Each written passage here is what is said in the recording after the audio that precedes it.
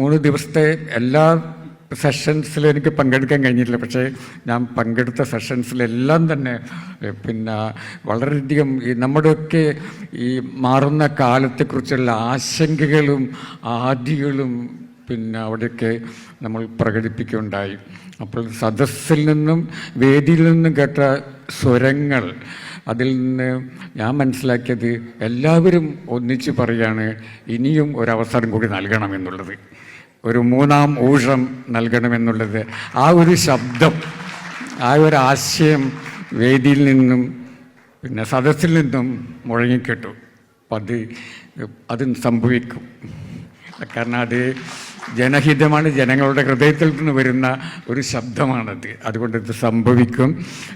തുടങ്ങി വെച്ച 10 വർഷമായി തുടങ്ങി വെച്ചിട്ടുള്ള ഒരുപാട് ദൗത്യങ്ങൾ, ജനക്ഷേമ പദ്ധതികൾ അത് തുടരാൻ അവസരം ലഭിക്കുമെന്ന് നമുക്ക് ഉറപ്പിച്ച് പറയാൻ കഴിയും.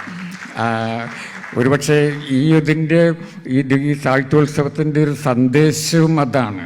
നമ്മളൊക്കെ കേരളത്തിലെ മലയാളികൾ മാത്രമല്ല, കടലിനപ്പുറത്തുള്ള മലയാളികളും എല്ലാവരും തന്നെ ഇന്നത്തെ ഈ നമ്മുടെ നാട്ടിൽ നടക്കുന്ന പിന്നെ മാറ്റങ്ങളിൽ, നമ്മൾ ഇഷ്ടപ്പെടാത്ത മാറ്റങ്ങൾ, അതിൽ നമ്മൾക്ക് ആശങ്കയുണ്ട്. പിന്നെ അതുകൊണ്ട് അതിനെ നമ്മൾ തടഞ്ഞു നിർത്തുമെന്നുള്ളതാണ്. മാറ്റങ്ങൾ പലപ്പോഴും ഞാൻ നന്ദി പറയേണ്ടത് ഈ ഓർമ്മയോടാണ്. പക്ഷേ ഞാൻ വിചാരിക്കുന്നത് എന്തിനാണ് നന്ദി പറയുന്നതെന്നുള്ളത്. ഞാൻ ഓർമ്മയുടെ ഭാഗമാണ്. അപ്പോൾ എന്തിന് നന്ദി പറയണം എന്നുള്ളതാണ്. എങ്കിലും ഔപചാരികതയുടെ പേരിൽ ഞാൻ നന്ദി പറയുന്നു. എനിക്കിവിടെ വരാനും നിങ്ങളെയൊക്കെ കാണാനും, എൻ്റെ ശബ്ദങ്ങൾ, ചിലപ്പോൾ ശബ്ദം വളരെ ദുർബലമാണ്, പക്ഷെ ആ ദുർബലമായ ശബ്ദം നിങ്ങളെ കേൾപ്പിക്കാൻ എനിക്ക് കഴിഞ്ഞു എന്നുള്ളതും. പക്ഷേ കുറേ ദുർബലമായ ശബ്ദങ്ങൾ ഒന്നിച്ച് നിൽക്കുമ്പോൾ അത് വലിയ മുഴക്കമായി മാറും. ഇത് വലിയ മുഴക്കമായിട്ട് മാറും.